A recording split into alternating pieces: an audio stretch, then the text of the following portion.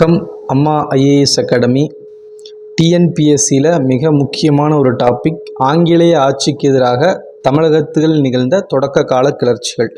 இந்த டாப்பிக்கில் பார்த்திங்கன்னா ப்ரீவியஸ் இயர்ஸில் நிறைய கொஷின்ஸ் கேட்டிருக்காங்க. ரொம்ப இம்பார்ட்டன்ட். ஏன்னா இது இந்த டாபிக் யூனிட் 8லேயும் வரும், ப்ளஸ் ஹிஸ்ட்ரிலையும் வரும். அப்படிங்கும்போது பார்த்திங்கன்னா இந்த டாபிக் மிக முக்கியத்துவம் பெறுகின்றது.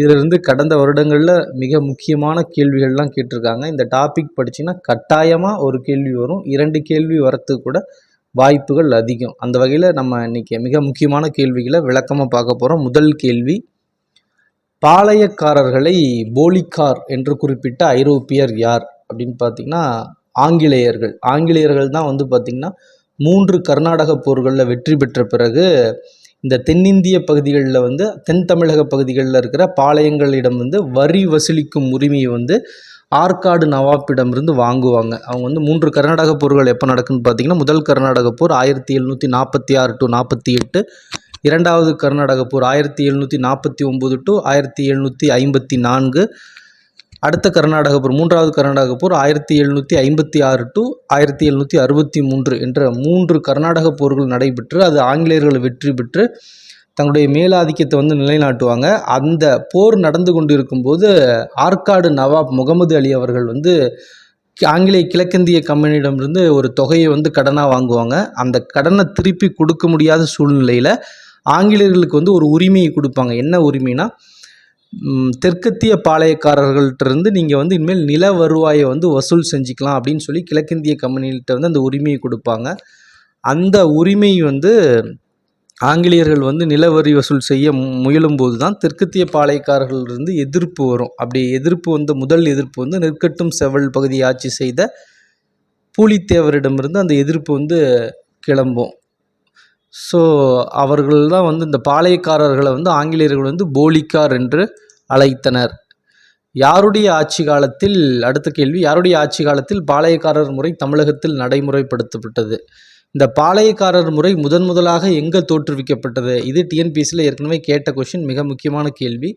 இந்த பாளையக்காரர் முறை அப்படிங்கிறது பார்த்திங்கன்னா வாரங்கல்லை ஆண்ட பிரதாபருத்ரன் அவருடைய ஆட்சி காலத்தில் தான். அவர் காகதி அரசு, வாரங்கல்லை ஆட்சி செய்த காகதி அரசில் பிரதாபருத்ரனின் ஆட்சி காலத்தில் தான் முதலாக இந்த பாளையக்காரர் முறை தோற்றுவிக்கப்பட்டது.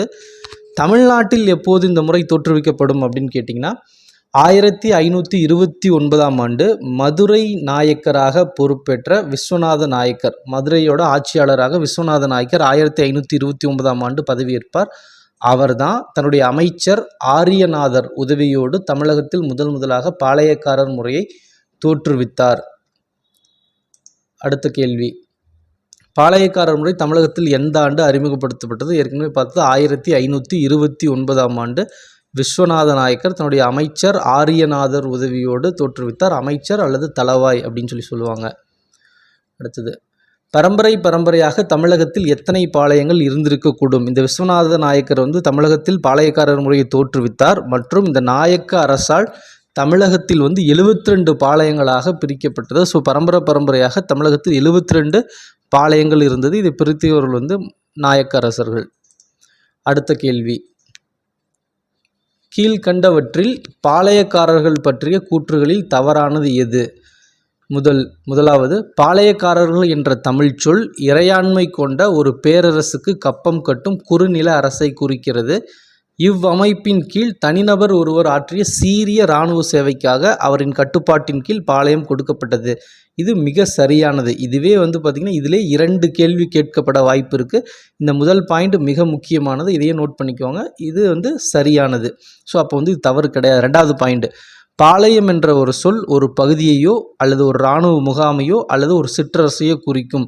இதுவும் ஒரு சரியான பாயிண்ட். ஆனால் இந்த கொஷினுக்கு இது ஆன்சர் கிடையாது. ஏன்னா இந்த கொஷினில் இந்த பாளையக்காரர் பற்றி தவறான கூற்று தான் கேட்டிருக்காங்க. ஸோ முதல் 2மே சரி, ஆனால் அந்த விடைக்கு பார்த்திங்கன்னா இது சரியானது கிடையாது. அடுத்தது 3வது பாயிண்ட்டு, பாளையக்காரர்களால் வரி வசூலிப்பதிலும் நிலப்பகுதியை நிர்வகிப்பதிலும் வழக்குகளை விசாரிப்பதிலும் சட்டம் ஒழுங்கை பாதுகாப்பதிலும் தன்னிச்சையாக செயல்பட முடிந்தது. இதுவும் ஒரு சரியான பாயிண்ட்டு. ஓகேங்களா? அடுத்தது, அவர்கள் வரி வசூல் காவல் காக்கும் கடமை படிக்காவல் என்றும் அரசு காவல் என்றும் அழைக்கப்பட்டது. இதில் தான் ஒரு சின்ன திருத்தம். ஸோ இந்த கேள்விக்கான சரியான விடைன்னு கேட்டால் டி தான், option D for Delhi. So என்ன கேட்குறேன், பாளையக்காரர்கள் பற்றி தவறான கூற்று என்னென்னா ஆப்ஷன் டி பார்த்தீங்கன்னா அவர்கள் வரி வசூல் மற்றும் காவல் காக்கும். அந்த வரி வசூல் வராது. பாளையக்காரர்களின் காவல் காக்கும் கடமை படிக்காவல் என்றும் அரசு காவல் என்று அழைக்கப்படும். வரி வசூல் வந்து இதில் வராது. ஸோ காவல் காக்கும் கடமை தான் நேரடியாக படிக்காவல் என்றும் அரசு காவல்னு சொல்லுவாங்க.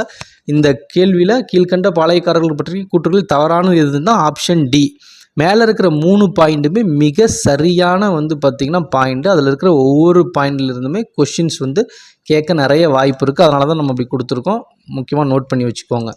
அடுத்த கேள்வி, கீழ்கண்டவற்றில் கிழக்கில் அமையப்பெற்ற பாளையங்களில் எது மாறியுள்ளது?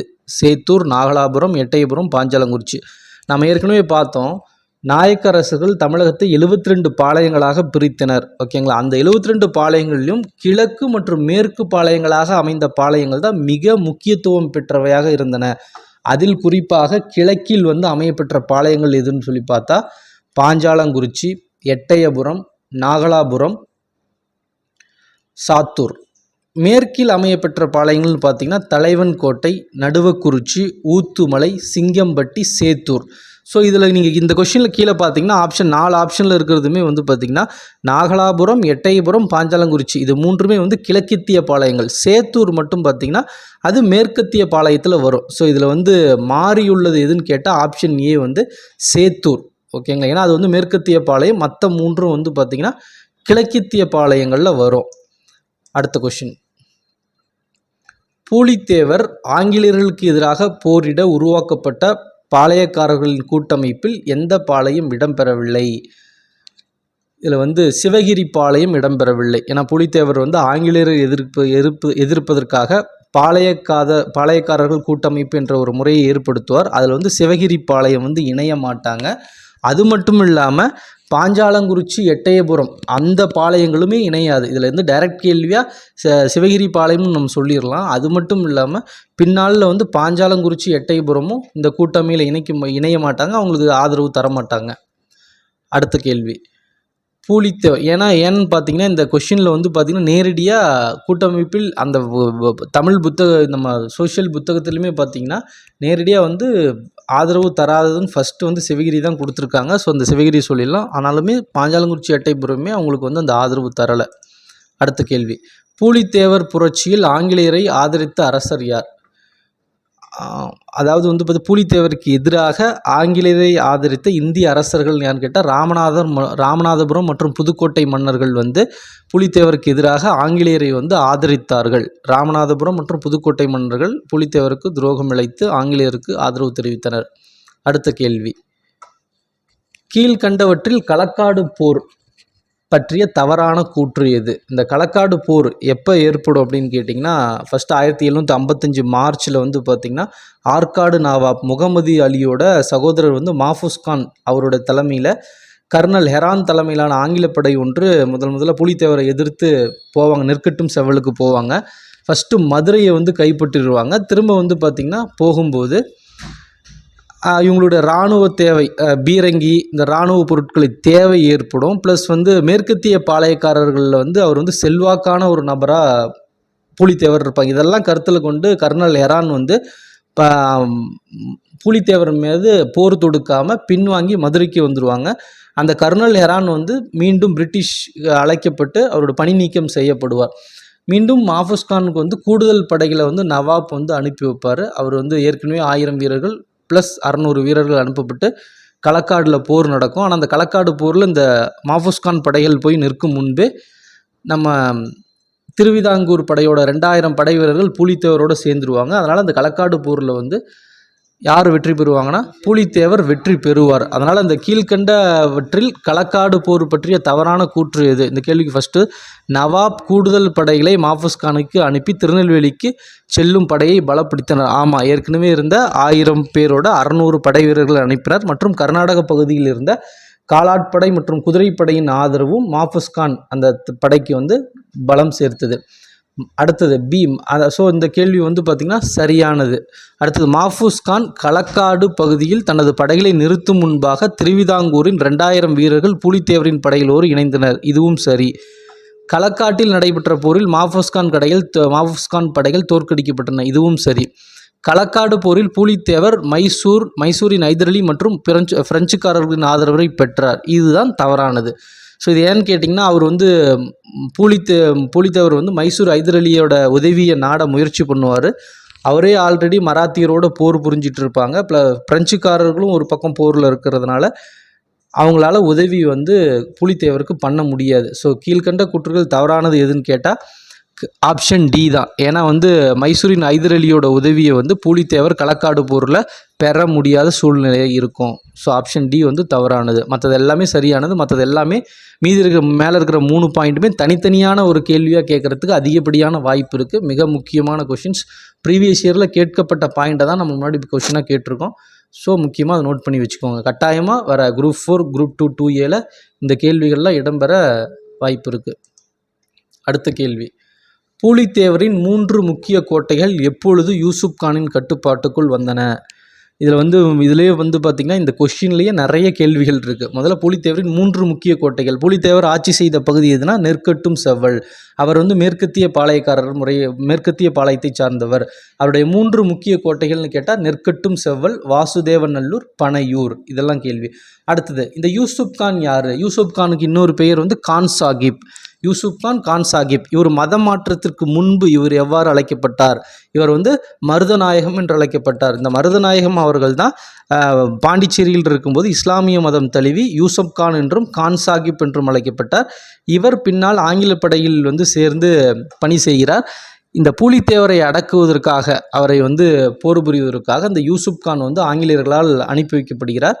அவர் தான் வந்து பார்த்திங்கன்னா பூலித்தேவர் மீது போர் எடுத்து 1761ஆம் ஆண்டு மே 16ஆம் தேதி பூலித்தேவரின் இந்த 3 முக்கிய கோட்டைகளையும் வந்து தன்னுடைய கட்டுப்பாட்டில் கொண்டு வந்துடுவார்.